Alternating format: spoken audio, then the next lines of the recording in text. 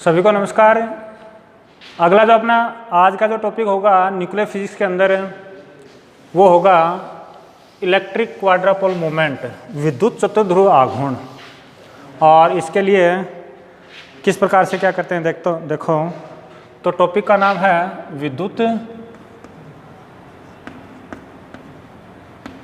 चतुर्ध्रुव आघूर्ण, electric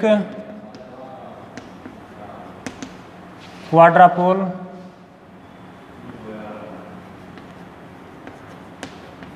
moment. देखो इसको समझने के लिए सबसे पहले तो अपने जितने भी आघूर्ण उनको समझने की कोशिश करेंगे। अपन जो है नाभिक को एक समान आवेश वितरण मानते हैं और माना कि ये आपका नाभिक है, इसके अंदर ये एक समान रूप से आवेश वितरित है। इसके कोई पॉइंट एक ले लिया जिसका बिंदु जो कि पॉइंट O है, O से स्मॉल r दूरी पर एक वॉल्यूम एलिमेंट आयतन अल्पांश ले लिया। ये माना कि z अक्ष है, ये क्या है z एक्सिस है। ये डिस्टेंस कितनी बताई मैंने, ये डिस्टेंस बताई थी मैंने r वेक्टर, ठीक बात ना। z एक्सिस पर कोई पॉइंट P है, कोई पॉइंट A है। इस पॉइंट A पर आप पोटेंशियल फाइंड आउट करेंगे, अपन विद्युत विभव अपन ज्ञात करेंगे। ऐसा करने के लिए ये जो आयतन अल्पांश से एक टुकड़ा लिया है, इस टुकड़े के कारण अपन वहाँ पर बिंदु A पर विभव फाइंड आउट करेंगे। पहले तो सबसे पहले ये इतना छोटा है कि इसको आप बिंदु आवेश मान सकते हो, और बिंदु आवेश के लिए विभव की वैल्यू होती है KQ/R, अपन जानते हैं कुछ। तो देखो माना कि इसकी यहाँ से जो डिस्टेंस है और इसकी यहाँ से जो डिस्टेंस है दोनों अलग अलग हैं। ये R वेक्टर मान लिया और ये क्या माना कि कैपिटल R वेक्टर है, और यहाँ से यहाँ तक की जो डिस्टेंस है वो स्मॉल a वेक्टर है। कैपिटल R वेक्टर और स्मॉल r वेक्टर के बीच का ये जो कोण है माना कि ये कितना है, थीटा है। सबसे पहले जो अल्पांश लिया है, अल्पांश जो लिया है वो कितनी दूरी पे है, स्मॉल r वेक्टर डिस्टेंस दूरी पे है। इसका वॉल्यूम माना कि dv है, और जो नाभिक है उसका जो घनत्व है वो घनत्व माना कि ρr है। यहाँ पर ये बात r ये बता रहा है कि आपका घनत्व r के साथ चेंज होता रहेगा, जैसा कि अपने पहले टॉपिक में किया था कि नाभिक का घनत्व एक समान न होकर दूरी के साथ चेंज होता रहता है, ठीक बात ना। नाभिक के सेंटर के आसपास घनत्व एक समान होता है, उसके बाद जैसे अपन बाहर निकलते हैं घनत्व परिवर्तित होता रहता है। तो ये मान लिया। अब ये जो आयतन अल्पांश है, आयतन अल्पांश पर आवेश कितना होगा। मैंने एक लाइन बोली कि ये इतना छोटा है कि इसको बिंदु आवेश मान सकते हैं। पर आवेश dq अपन क्या लिखेंगे, ρdv। देखो इस ρr की जगह पर मैं सुविधा के लिए केवल ρ लिख रहा हूँ, ठीक है ना।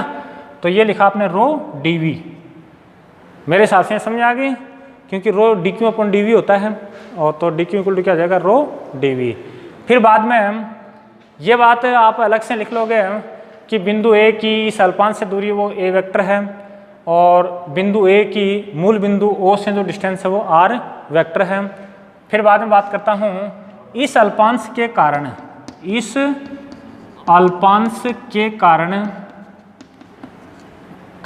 A पर विभव माना कि वो d फाई है, माना कि वो क्या है, d फाई है।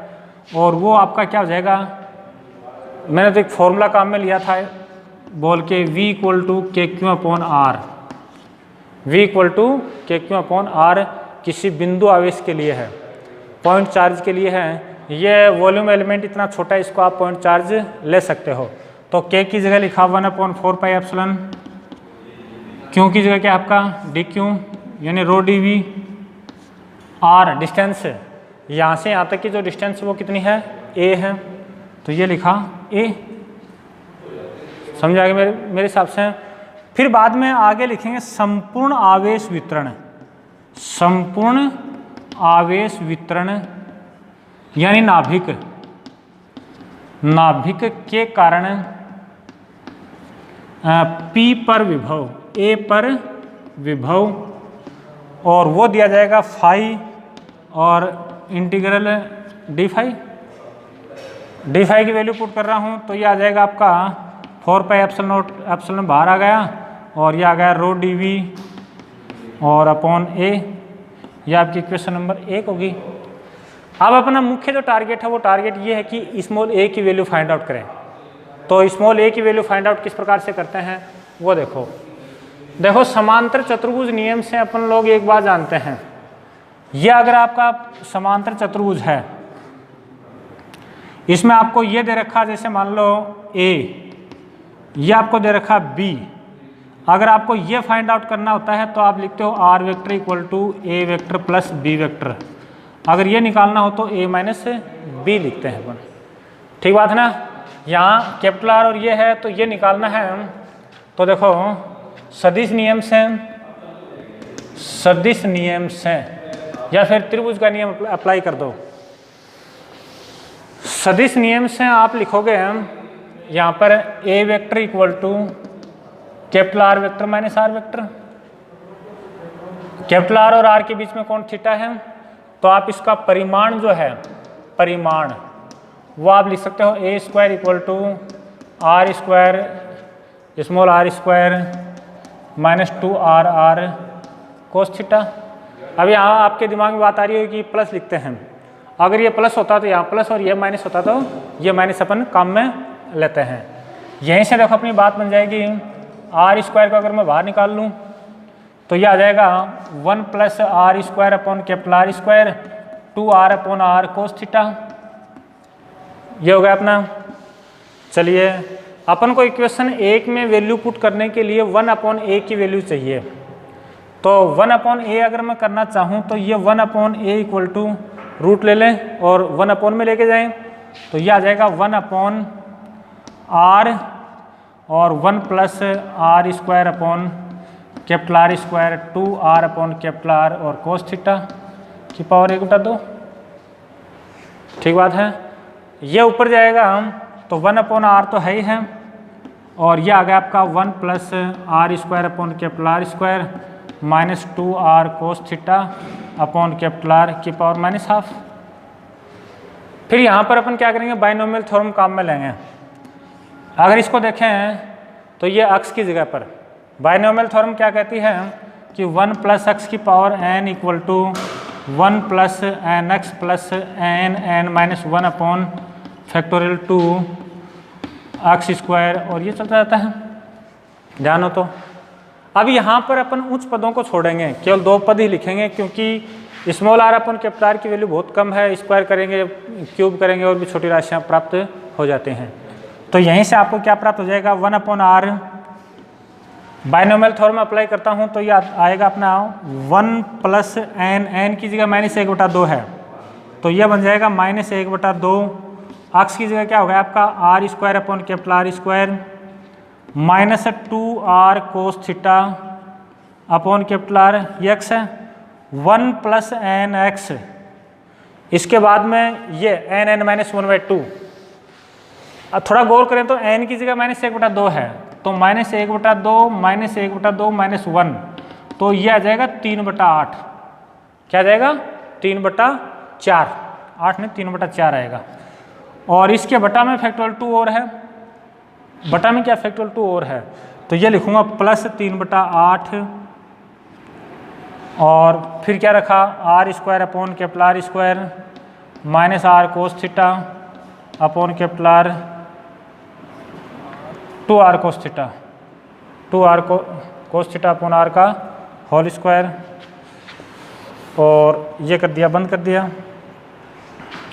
इसके बाद इसको थोड़ा सोल्व करो तो 1 अपॉन ए इक्वल टू ये आपके पास में आ जाएगा 1 अपॉन आर। इसको थोड़ा देखो ये दोनों का मल्टीप्लाई कर रहा हूँ तो 1 प्लस इन दोनों का मल्टीप्लाई करूँगा तो R cos theta upon capital R. फिलहाल तक ये दोनों किए हैं।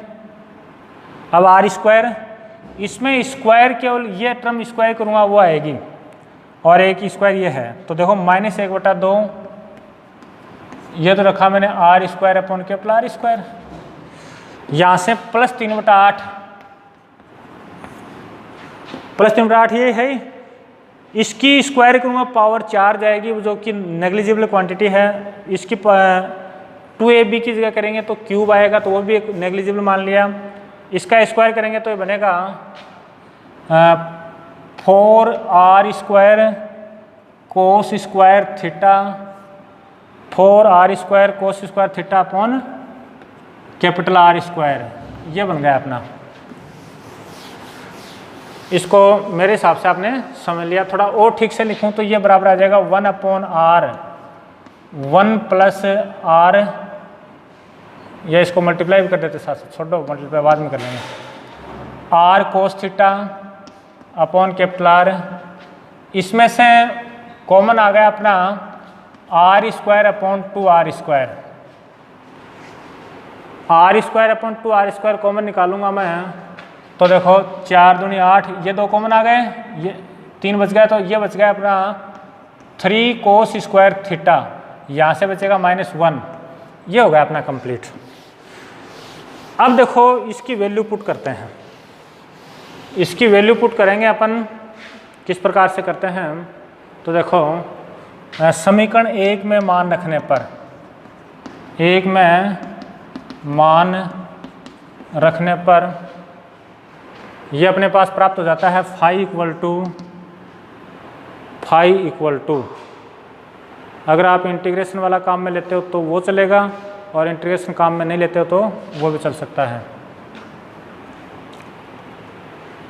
तो ये कर लेता हूँ 1/4πε तो बाहर है ही। अच्छा, इंटीग्रल रो dv।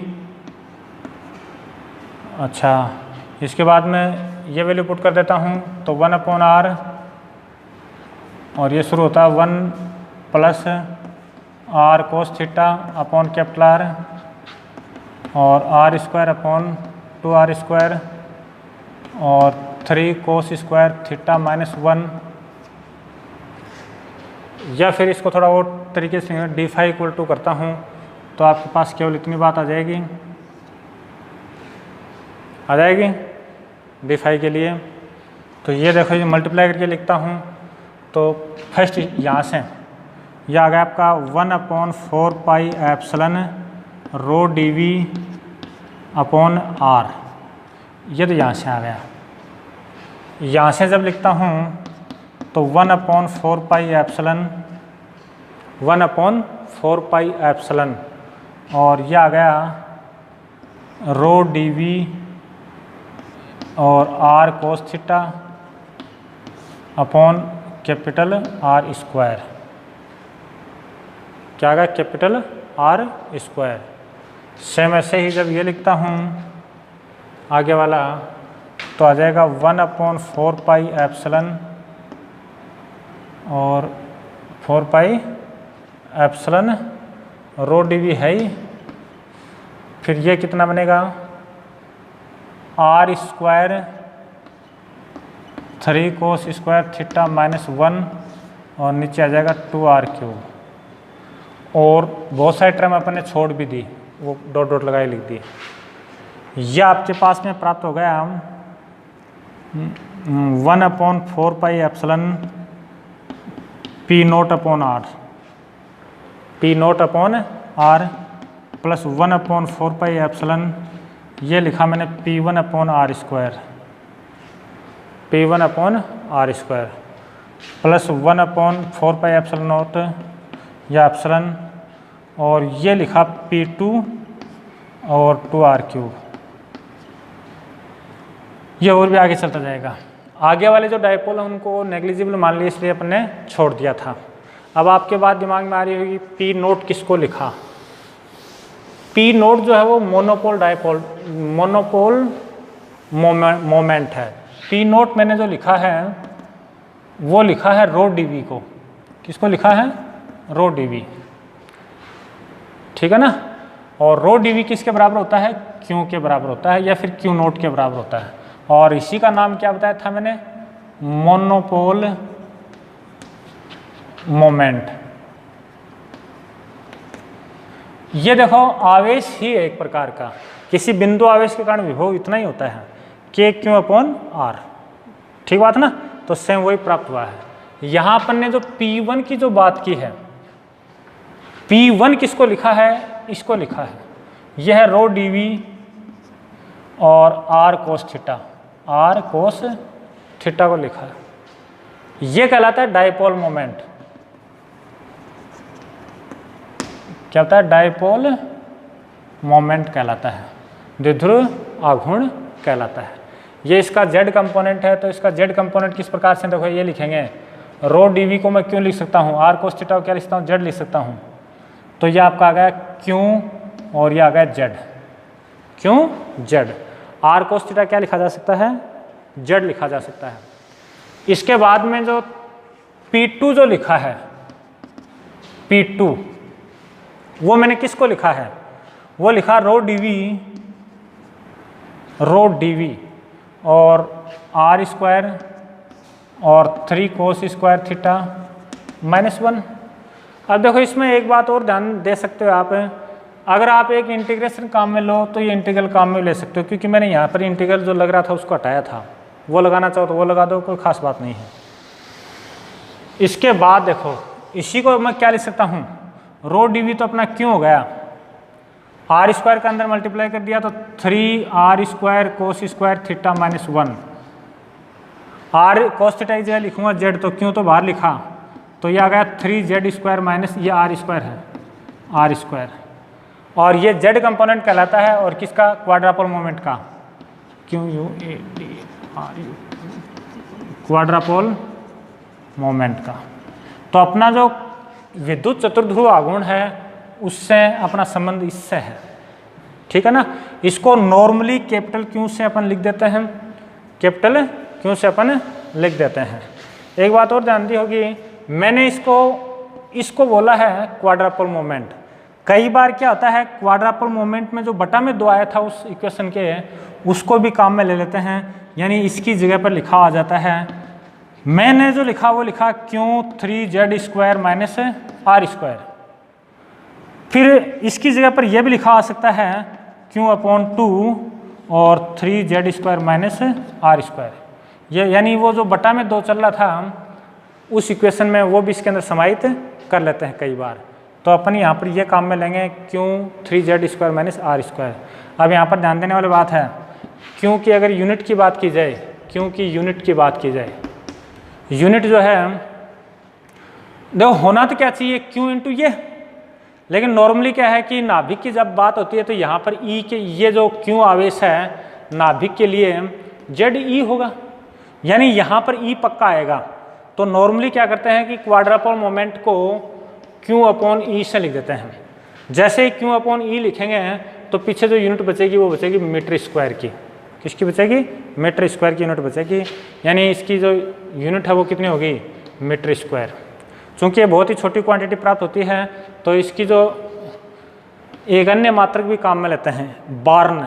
एक बार्न जो है वो बराबर होता है 10 की पावर -28 मीटर स्क्वायर, 10 की पावर -28 मीटर स्क्वायर। तो इस प्रकार से अपन ने विद्युत चतुर्ध्रुव आघूर्ण इलेक्ट्रिक क्वाड्रापोल मोमेंट का फॉर्मूला प्राप्त कर लिया।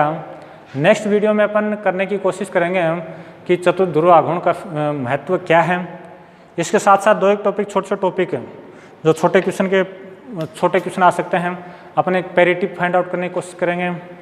अपने एक जो इलेक्ट्रॉन का नाभिक का स्पिन या कोणीय संवेग फाइंड आउट करने की कोशिश करेंगे न्यूक्लियर सेल मॉडल के द्वारा। ये तीनों बातें नेक्स्ट वीडियो के अंदर होंगी, यानी कल होंगी। Thank you.